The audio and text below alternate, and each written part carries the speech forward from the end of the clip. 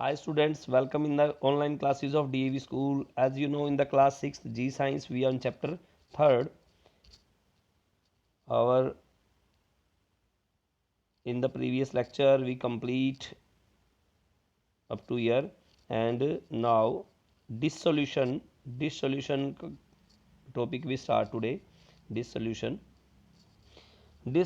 when one substance mixes completely with another substance, जब कोई एक substance पूरी तरह से दूसरे substance में mix हो जाता है, to give a clear solution, एक बिल्कुल clear solution देता है, पता भी नहीं लगता कि कौन सा solution किस में घुला हुआ है, we say it has dissolved, उसको क्या बोल दिया कि वो dissolved हो गया.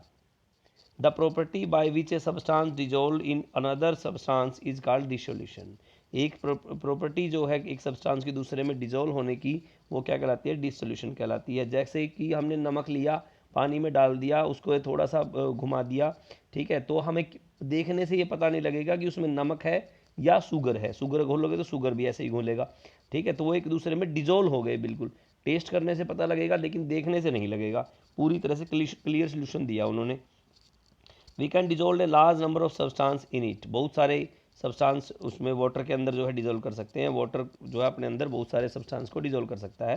Late us learn about the dissolution of solid liquid gas in water. Water में किस तरह से डिजोल्व होते हैं सॉलिड लिक्विड या गैस. देखिए, sorry, some solid dissolve in water, dissolution of solid in water, some solids dissolve in water, some do not dissolve, कुछ घुल जाते हैं कुछ नहीं घुलते हैं. उसके लिए एक एक्टिविटी है हमारे पास. देखिए, ये है एक्टिविटी, इसको आप रीड कर लें कि कौन कौन सा घुलेगा. लिक्विड के अंदर क्या किया गया, साल्ट डाला गया, सैंड और शुगर. साल्ट घुल जाएगा, सैंड नहीं घुलेगा, और शुगर क्या होगी, घुल जाएगी, सोल्यूबल है. साल्ट और शुगर सोल्यूबल हैं, लेकिन सैंड जो है वो नॉट इनसोल्यूबल है. एक्टिविटी रीड करें. सोल्यूबिलिटी और and A saturated solution, this is very important topic. solubility and saturated solution. The the maximum amount of substance that can be dissolved in a given volume of water is called solubility of the substance in water. Maximum amount मतलब ज़्यादा से ज़्यादा किसी substance की जो मात्रा है वो पानी के अंदर जो घोली जा सके. पानी भी गिवन वॉल्यूम, मतलब एक गिलास आधा गिलास वो फिक्स है, उतना ही लेना है. और उसमें जितना मैक्सिमम, मतलब चीनी डालते गए एक ऐसा स्टेज आएगा जिसमें क्या क्या है कि वो घुलनी बंद हो जाएगी. तो वो जो सब्सटेंस की क्या कहलाती है, वो सोल्यूबिलिटी कहलाती है. Let us perform the following activity to understand meaning of the saturated solution. इस एक्टिविटी में यही किया गया है कि हमने क्या किया, एक गिलास टम्बलर लिया, उसको आधा पानी से भर दिया, शुगर उसमें डालते गए, सॉल्ट भी डाल सकते हैं. क्या डाल सकते हैं, सॉल्ट भी डाल सकते हैं. घोलते गए बिल्कुल एक ऐसा पॉइंट आएगा जहाँ पर वो घुलना बंद हो जाएगा. ये एक्टिविटी आप एक बार रीड कर लें, इसमें यही सारी चीज़ें हैं. तो क्या होगा, वो एक्टिविटी में क्या बताया जाएगा. The above activity can also be perform by adding common salt. Sugar की जगह साल्ट भी डाल सकते हैं वाटर में इंस्टेड ऑफ शुगर.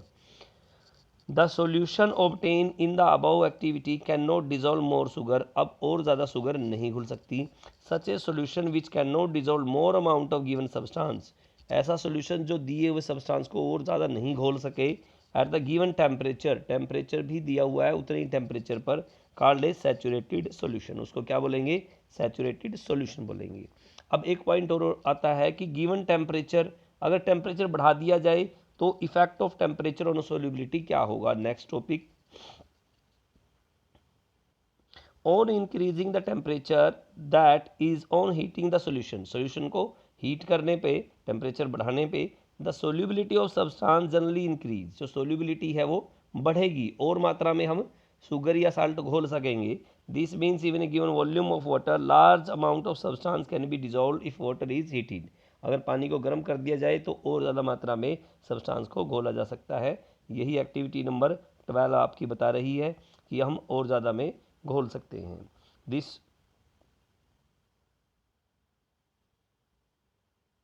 और ज़्यादा मात्रा में उसमें क्या हो सकता है, पानी घुल सकता है. ओके, आप यही एक्टिविटी आप सुबह देखते भी हैं. आपकी मदर जब चाय बनाते हैं तो क्या है, उसमें शुगर डालते हैं सुबह. क्या उस शुगर को फेंटना पड़ता है, नहीं, वो गर्म करते ही उबलेगी तो अपने आप चीनी उसमें जो है घुल जाएगी।